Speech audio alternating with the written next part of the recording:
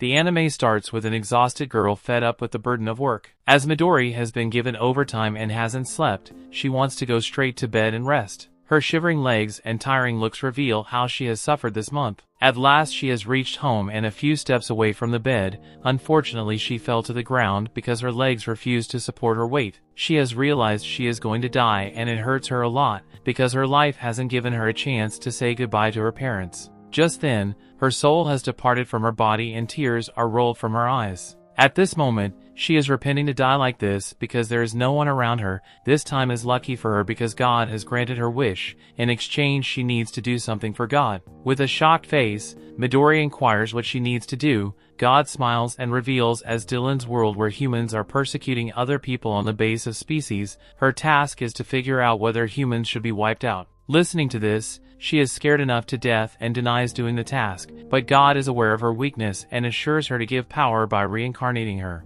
This sounded good, and she expressed her passion for fluffy things. She even wanted to tame her parents' cat, whom she loves most, so her only desire is to remain with fluffy animals who can take her weariness away. Observing her so much interest in fluffy things, God has decided to bestow her power related to animals. Also, he has reincarnated her without her permission. After that, she opens her eyes, and the grand house where her parents and siblings are pleased to see a cute girl. Little Midori is shunned because she is unable to move and speak up, and the only she can do is listen to them. Just then, her mother performs magic and gives her Nefertum a name. 3 years later, Néma, her nickname, tells about her family. Néma is raised in the ducal family of Osfi as a third-born child, and Néma is happy with her gentlemanly brother Ralph and her cute older sister Karna. Both are wishing her a happy third birthday. Her brother Ralph has brought flowers and Karna shows fireworks as a celebration. Not only this, Néma has plenty of animals she needs to introduce to feel their fluffiness. She runs to the animal and is about to fall due to a hurdle before she fell and got hurt. Her pet dog,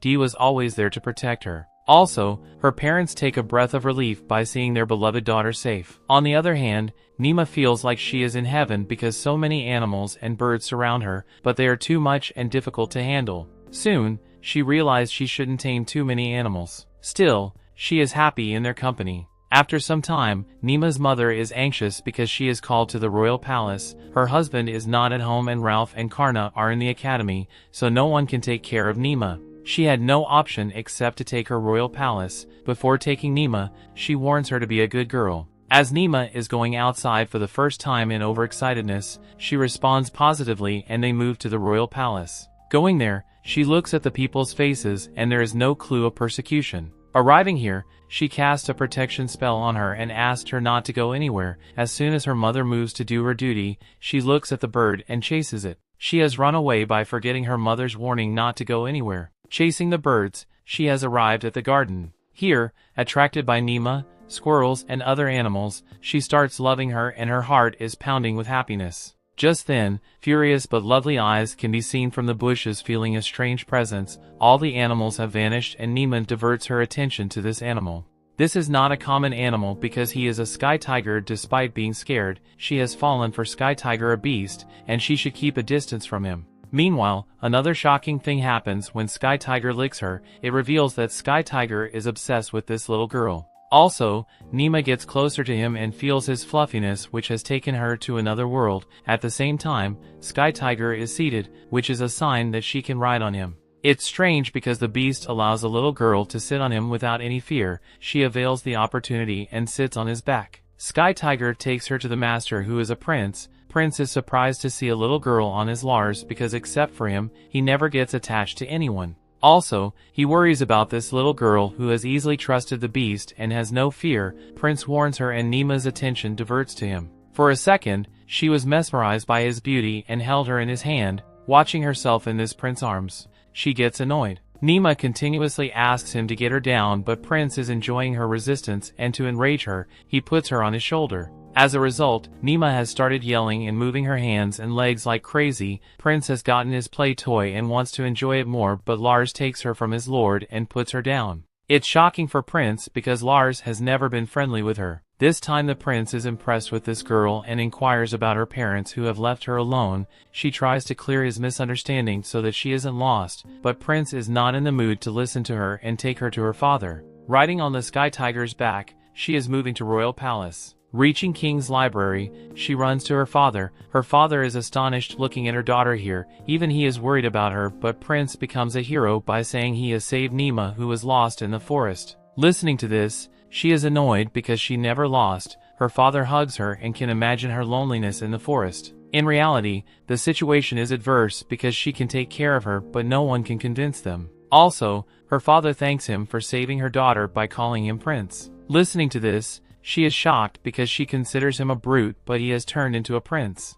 Never mind, she has decided to call him Brute Prince. Just then, King himself introduces him to this cute girl and she has also realized that if this brute young man is prince, he is king, so she has decided to use all her charm to keep the king on her side. She gives her introduction charmingly and wins the heart of the king. Even the king has allowed her to come to the royal palace again. Listening to this, her heart is jumping with happiness, but still there is a mother whose anger she has to tolerate. Her mother is resentful because she hasn't obeyed her order. To cheer her mood up, Néma mentions King's approval to come here again. Hearing this, she calms down and Néma expresses her happiness to meet with Lars again. Her mother advises her to avoid meeting with Lars in loneliness because he is a beast and he can do anything with her. Also, she tells her about Sky Tiger who gets power from divine power. The energy they use is called elementalism. On the other hand, humans take power from their mana, so she should be careful when Sky Tiger is around her without giving her mother a sign of understanding. She runs to Dee and her mother is worried about her because the animals are fond of her and even Lars loves her company.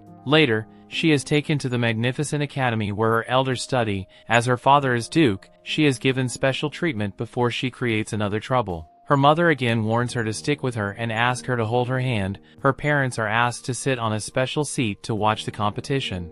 This ground is in front of them, created with the magic of teachers. She is impressed with the competition ground. The first round is between Ralph and his competitor. His personality makes Néma scared because he can beat his brother with a confusing face. She is looking at the match. Both have soldiers and magic master wands in their hands. Getting started in the competition, Ralph and his rival start a fight. Luckily, Ralph proves dominant because he has knocked down his rival. Watching this, she's pleased and jumps to her brother. She congratulates him for his success, but soon starts shivering. To calm herself, she needs to go to the restroom. After peeing, she feels lightweight and moves to her brother. Her brother is not alone. He is with Tristan, who is bragging he will win. She interrupted their conversation by calling her brother, but Tristan makes fun of him by saying Ralph has an excuse to lose the battle. He can say that he must take care of his sister, so he loses the battle. Listening to this, she gets infuriated and insults him. Tristan is unable to tolerate this and raises his hand to beat her. Before he can,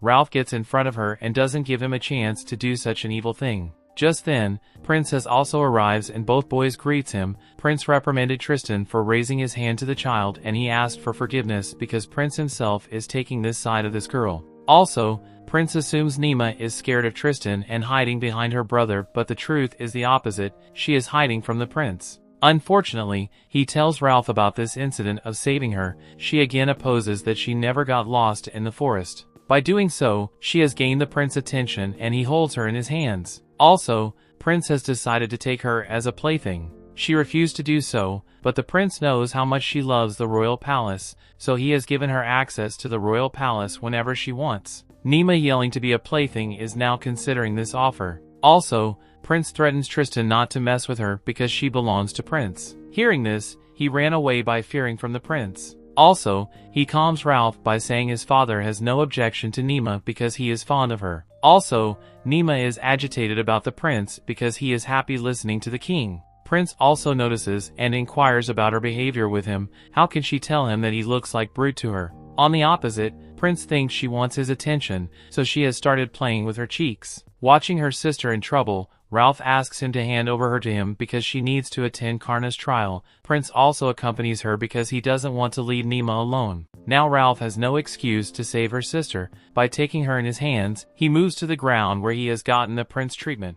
But Prince asks them to take him as a student because he is here to watch the competition as a student. Now their attention moves to Karna, who is surrounded by a circle. Prince elaborates that this is a magical circle and she needs to overpower the monster that appears from this circle. As she starts the magic, a fire dragon appears from it. Watching the divine fire dragon, everyone is shocked and knows it's a challenging task to defeat him. Prince inquires about Karna, whose extraordinary power is fire, and how she can call him. His assistant tells him that her control over fire is high, but she needs to gain command of water elements, so this is going to be risky. Néma, who is listening to this, is worried about the dragon. By watching her sister smile, she realizes she will not leave the dragon. Her mother also supports her. Néma can't see the holy dragon is to die. She jumps from the prince's lap without thinking.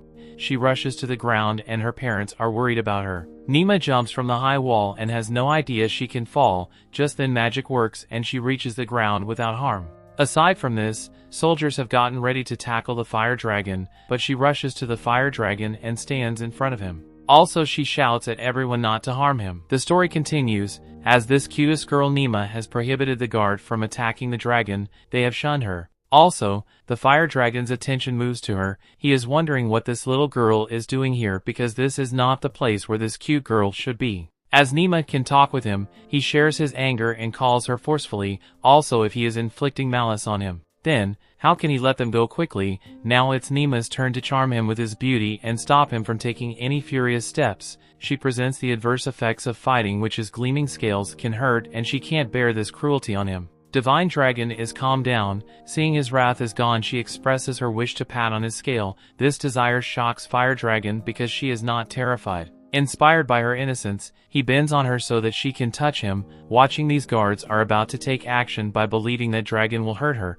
Before they proceed, Brute Prince forbids it because he knows nothing is wrong. Néma thinks that his body will be hot, but opposite to her expectations, he is calm and warm for her. As Fire Dragon falls from her, he makes Néma his master. Everyone around them is looking at Néma and Dragon with open mouths. They had never imagined a 3-year-old girl could tame this furious dragon. Also, Fire Dragon shares an orb with her. Through this they are mentally connected. In addition, after 3 years Néma can use the power whenever she desires. Fire Dragon can understand it would be difficult for Néma to keep the orb with her, so she can change the orb into whichever she wants to keep. After thinking for a while, she has turned into a teddy bear. She is pleased to meet with this elegant dragon who says farewell to her. When the fire dragon disappears, Karna holds her little sister in her arms and tears roll from her eyes. After that, Brute Prince takes part by squeezing her cheeks. She has realized Brute Prince is also worried about her. Watching the situation, Brute Prince manages to tackle the situation. In the meantime, he plans to take them to the palace. Later, they are warmly welcomed into the court and given an amazing introduction.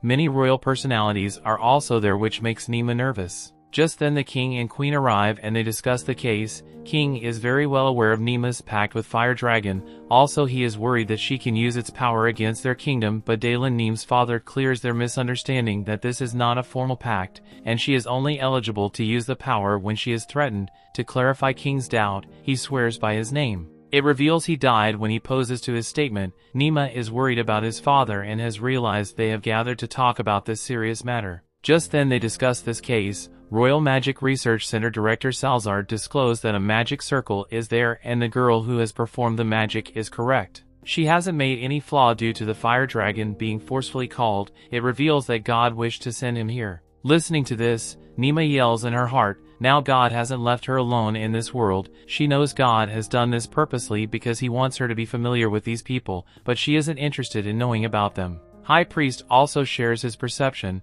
The divine dragon who appears here is a good omen for this kingdom and that can be a source of boost up their spirit. Néma falls in doubt when she hears it. How can they use so much flowery language to please the king? But she has kept everything aside because her sole purpose is to accompany Fluffy the animal.